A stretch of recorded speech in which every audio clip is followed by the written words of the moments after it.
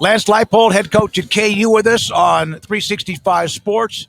And good morning, good afternoon.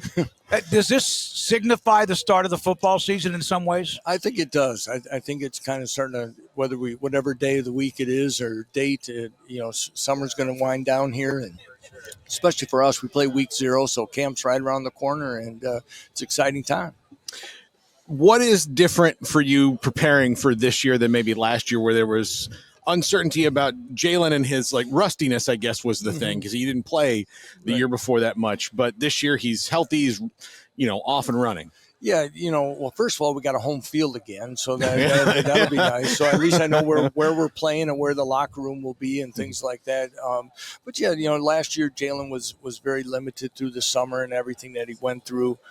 He didn't do a ton this spring, but he's back and he's full go on everything. That gives us a great opportunity again for, our timing and different things. You try to make it like, hey, everything's going to be okay, but you really didn't know the effects of it until we got kicked off last year. So having him back and ready to go, and it's going to be exciting for us. Tell us a bit about that home field advantage you'll have now, and all that's come with that. Well, it's just like a new house being built. You got a move-in date, and you sure hope they got the punch list done by the time, But they're going to start next week laying the turf on the field. The stadium just looks amazing right now. The efforts and work between our administration and everyone doing it's going to be, we think it's going to be nice and special. Sightlines.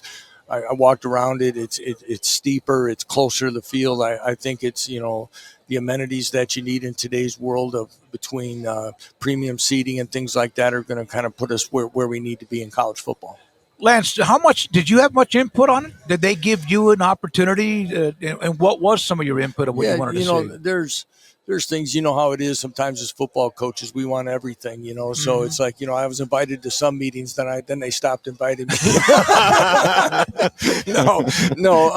I did get a lot of input. I was, Travis Goff has been outstanding as an athletic director, and having say, for us, as nice as stadiums and things are, we're more concerned about the operations center and things like that, and things that we got going on.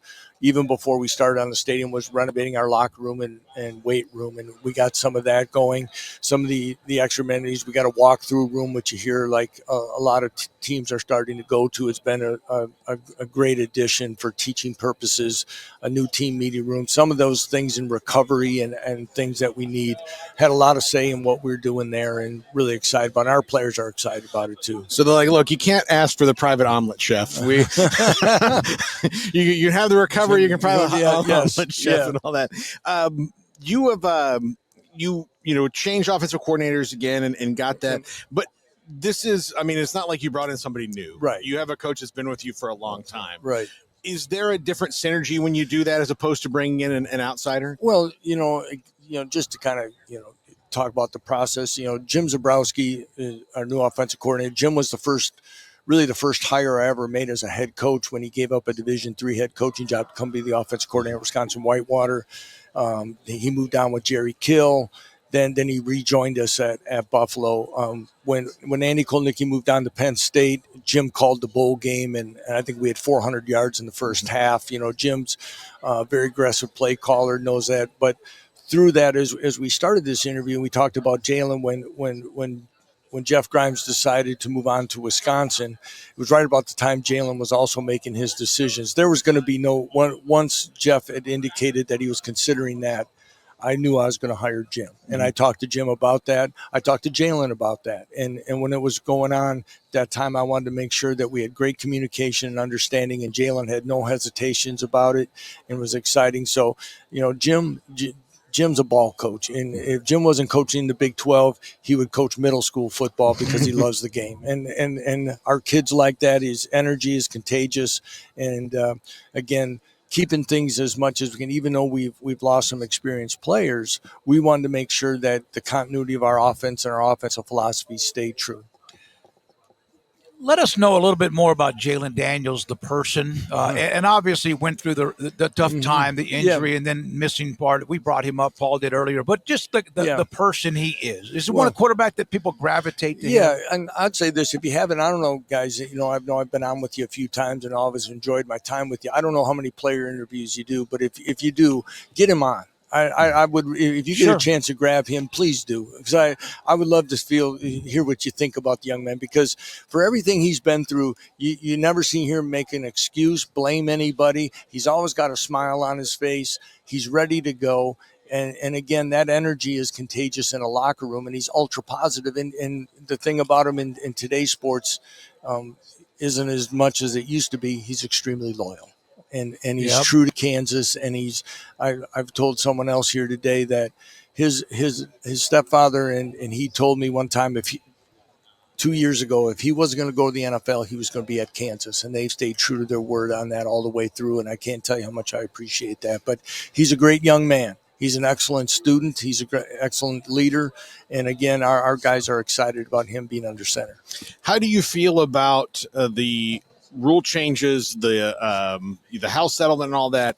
How do you I get the feeling that most of you guys don't know really what it is yet, other than there's a cap and this is how much money you have, and then there's a new thing that's going to monitor NIL deals, but nobody knows how or what or the function of it. Yeah. How do I feel about what? Is the thing is, I think we're all just, we know, players getting paid in some fashion, whether we're calling it pay for play or whatever. We know that's good. We know as much money is out there, that is positive for young men today. And it's great to see guys use their money correctly and do those things. That's exciting. We're all just looking. You hear the word guardrails a lot. We just want to know what are the rules of engagement that we're doing and the parameters that we can try to do that, and what these new things are, that it doesn't get totally out of whack in some way. And I think once again, as we know, the balance of this conference is special from top to bottom, and it makes it very exciting. And as long as we're all playing in the same capacity of what those are going to be, I think this is going to continue to show itself to be an outstanding football conference. You just kind of touched on it, but what comes to mind when you think of the Big 12 right now? Again, I might have said this last year, when you look at my first year, when we arrived late, Baylor came out of nowhere. I think they picked ninth that year early and things, and they win the league. TCU was probably a middle of the pack team and end up in the college football playoff. You look at what Arizona State did last year. Again, that's what makes this conference special. You don't know right now who's added components and areas of need that have made them from being an average to good football team to a really good, excellent football team that can compete for a championship. And again, the balance and the outstanding coaching. I think there's outstanding quarterback play. We know that drives success in college football today. All those things are going to make this an exciting year in this conference. One of the things that Kenny Dillingham pointed out yesterday to us was that there's a lot of, big time leagues that made some calls to some quarterbacks in this league, and none of them left, so it that should say something, I think, to the outside world that doesn't maybe know the Big 12 of, there's some dudes here that want to play in this league. Exactly. And what are we going to do about controlling the ones that are making those calls? Those guys, how are we going to get our arms around that, first of all, because that shouldn't be happening. And again, what's going to be binding, what's going to be that's the other part of this. But you're right. When you look at and looking at things that have come through before this media day, to look at the returning type of quarterbacks, the production that's there, the success and the wins that have been there. This is a conference that can stack up with anybody as far as when it goes to lining up quarterback play. I think that if you look at it, I think at least 13 of the 16 teams, you will have seen at least some film on a guy who started enough. Yeah, and the ones that did leave were led their teams to some good seasons and some outstanding players. We had the Heisman Trophy winner in this conference. There's a lot of things that I don't think really gets talked about enough. With all the stuff you're dealing with, did you get a chance to get a break at all? Yeah, I did.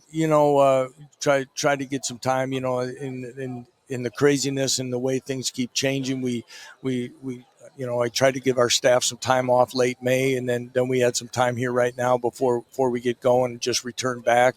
My wife and I got away and went over to an island in Antigua for the first time, and got to, she got a chance to know who I am again and things like that. So, but it, you try to balance that at this stage. It's not easy. There's a lot of things going on, but much like anyone, I think for us to have the energy and excitement to keep doing it, you got to make sure that you take some time away. Last question, and we're going to get Jaylen Daniels. We'll make sure of that. Let you know, is coaching with all the changes?